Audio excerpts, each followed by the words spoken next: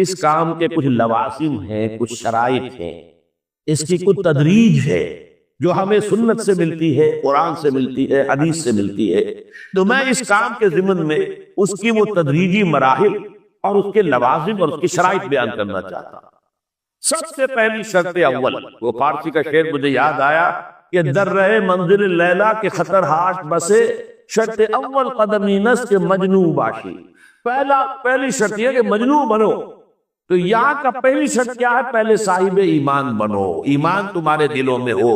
یا ایھا الذین آمنوا آمنوا باللہ ورسولہ، یعنی ایک ایمان تو تمہیں حاصل ہے، اقرار باللسان، وہ تو تمہیں والدین سے مل گیا، عقیدہ تمہارا ہے، متوارث جو ہے تم عقیدے کو مانتے ہو، لیکن دل یقین والا ایمان حاصل کرو۔ اصل میں اس کے بعد گاڑی چلتی ہے، اس کے بعد جو ہے نتائج نکلتے چلے جائیں گے، لیکن اگر وہاں ایمان کی کمزوری ہے تو اوپر سے کوششیں کریں گے، نتیجہ نہیں نکلے گا، آگے ہم بڑھ نہیں سکیں گے، ہمارے جو جد و جہد ہے وہ کامیابی سے ہمکنار نہیں ہوگی۔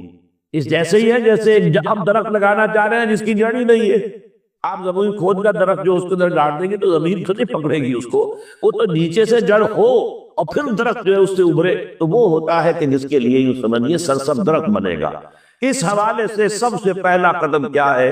ہم اپنے گریبانوں میں جھانکیں، اپنے دلوں کو ٹٹولیں، وہ یقین والا ایمان ہے یا نہیں؟ اگر ہے تو اللہ کا شکر ادا کیجئے، تہنیت، مبارکباد، اور نہیں ہے تو پہلا کام یہ ہے کہ اے ایمان کے دعوے دارو، ایمان لاؤ جیسے کہ ایمان کا حق ہے۔ یقین اللہ کی ذات پر، اس کی صفات کمال پر، یقین مرنے کے بعد اٹھنے پر، بعث بعد الموت اور حساب کتاب، یوم حشر اور جنت اور دوزخ کا یقین، فرشتوں کا یقین، وحی کا یقین، قرآن کا یقین، کتابوں کا یقین، نبیوں اور رسولوں کا یقین، اور محمد الرسول اللہ کا یقین صلی اللہ علیہ وسلم کہ آپ آخری اور کامل رسول ہیں اللہ تعالیٰ کے، خاتم النبیین بھی ہے اور آخر المرسلین بھی صلی اللہ علیہ وسلم۔ یہ یقین پہلے پیدا ہونا چاہیے۔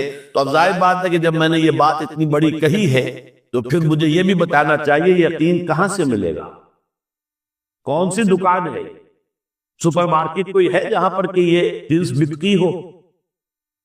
پہلی بات تو یہ ہے کہ اس کے لیے آسان ترین طریقہ کیا ہے؟ صاحب ایمان کی صحبت اختیار کرو۔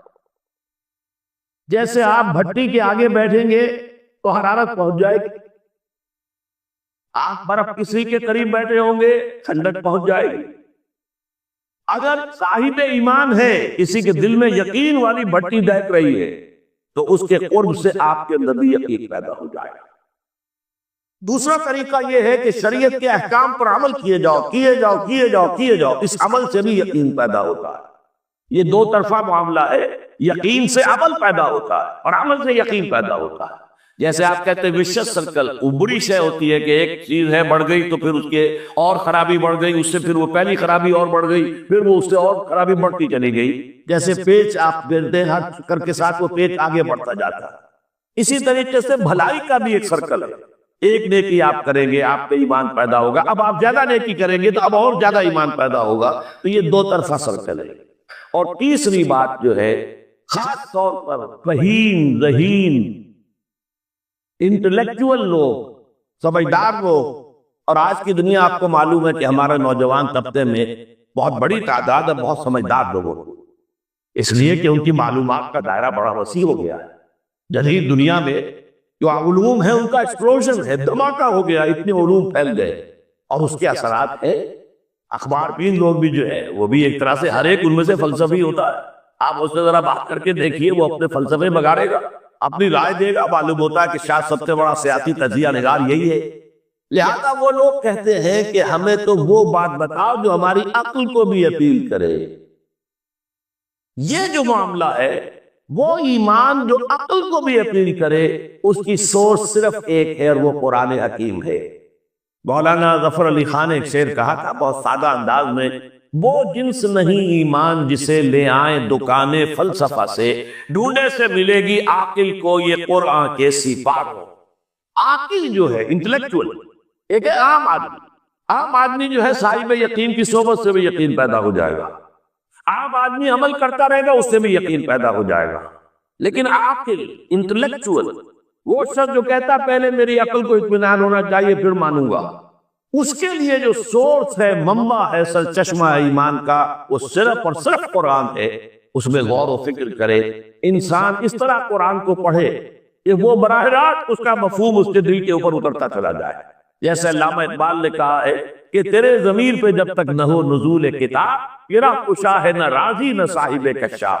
قرآن تو تمہارے اپنے قلب پر نازل ہونا چاہیے، اور یہ اصل میں ان کے والد نے کہا تھا ان سے۔ بالکل بچپن میں علامہ اقبال چھوٹے سے بچے تھے، ان کے والد سے ذرا صوفی منش آدمی تھے، وہ شیخ نور محمد۔ وہ آئے فجر کی نماز مسجد سے پڑھ کر آئے تو دیکھا کہ اقبال جو ہے بچہ وہ قرآن پڑھ رہا بیٹھا ہوا۔ اس نے کہا والد نے کہ بیٹے تم یہ قرآن کیسے پڑھتے ہو؟ اب وہ حیران ہوا بچہ، یا بچہ کچھ میں پڑھتا ہوں قرآن جیسے پڑھتے ہیں، آپ کا مطلب کیا ہے؟ کہا بیٹے قرآن ایسے پڑھا کرو یہ جیسے یہ تم پر نازل ہو رہا ہے، یوں سمجھو کہ تم پر نازل ہو رہا ہے، تم مخاطب ہو۔ اب کس چیز کو انہوں نے اپنے اس شعر میں ادا کیا؟ تیرے ضمیر پہ جب تک نہ ہو نزول کتاب، گرا کچا ہے نہ راسی نہ صاحب کشاف۔ جیسے یہ قرآن قلب محمد پر نازل ہوا تھا، فَإِنَّهُ نَزَّلَهُ عَلَىٰ قَلْبِكَ، جبرائیل نے یہ اے نبی اے محمد آپ کے دل پر اتارا ہے۔ تو جب تک ہمارے بھی دل پر نہیں اترے گا تو قرآن مجید جو ہے وہ ہمیں انسپائر نہیں کر سکے گا۔ ترجمہ آپ پڑھیں گے، کچھ آپ کو معلوم ہو گیا اس کا مطلب یہ ہے، تفسیر پڑھا اچھا جی ٹھیک ہے فلاں مفسر نے یہ لکھا ہے فلاں نے یہ لکھا ہے، یہ معلومات تو مل جائیں گی، لیکن وہ اندر سے جو موٹیویشن ہوتی ہے، اندر سے جو جذبہ ابھرتا ہے، اندر سے جو ایمان جو ہے چشمے کی طرح قلب کی گہرائیوں سے ابلتا ہے، وہ نہیں ہوگا۔ وہ اسی وقت ہوتا ہے کہ جب وہ انٹلیکچوئل آدمی جو ہے وہ کم سے کم اتنی تکلیف ضرور کرے کہ اتنی عربی سیکھ لے کہ عربی جو ہے قرآن مجید اس کے براہ راست قلب پر نازل ہو سکے، وہ ترجمہ نہ دیکھے۔ اب ایک آیت پڑھی پھر ترجمہ دیکھا اور دیکھا اس میں نمبر 11 لکھا ہوا ہے، حاشیہ میں جا کر دیکھا نمبر 11 یہاں ہے، وہ دیکھا، تسلسل تو ٹوٹ گیا۔ اب وہ بات نہیں رہی، اور ترجمہ جو ہے وہ سبھی جانتے ہیں، دنیا میں ہر بچہ بھی سمجھ لے گا۔ یہ غالب کا کوئی شعر ہو اور وہ آدمی پڑھ کے جھوم جاتا ہے کہ کیا بات کہی، اسی کا انگریزی میں ترجمہ کر دیجیے، اب اس میں کچھ بھی نہیں۔ آپ نے مفہوم تو بیان کر دیا انگریزی میں، لیکن جو تاثیر ہے اس غالب کے شعر کی وہ انگریزی میں منتقل نہیں ہو سکتی۔ تو قرآن مجید کا کچھ نہ کچھ مفہوم تو ترجمے سے معلوم ہو جائے گا، قرآن کی تاثیر ترجمے سے نہیں حاصل ہو سکتی، تفسیر سے نہیں حاصل ہو سکتی۔ اس لیے دو سب سے بڑی تفسیروں کا ذکر علامہ اقبال نے کیا ہے کہ گرا کشا ہے نہ راضی، نہ امام راضی کی تفسیر کبیر سے تمہیں فائدہ ہوگا اور نہ امام زمخشری کی کشاف سے ہوگا، جب تک کہ تمہارے اپنے دل پر قرآن نہ اترے۔ اور اس کے لیے لازم ہے کم سے کم یہ کہ اتنی عربی انسان سیکھ لے کہ بیریئر نہ ہو ٹرانسلیشن کا، کوئی پردہ ہائی نہ ہو درمیان میں، تسلسل نہ ٹوٹے، آپ براہ راست پڑھ رہے ہیں، براہ راست اس کا مفہوم آپ کے قلب پر نازل ہو رہا ہے۔ تو پہلا سٹیپ جو میں نے ان 3 آیتوں پر اضافی آیت سورہ نساء کی آپ کے سامنے رکھی، ہم میں سے ہر شخص کا پہلا کام یہ ہے کہ وہ یقین والا ایمان حاصل کرے۔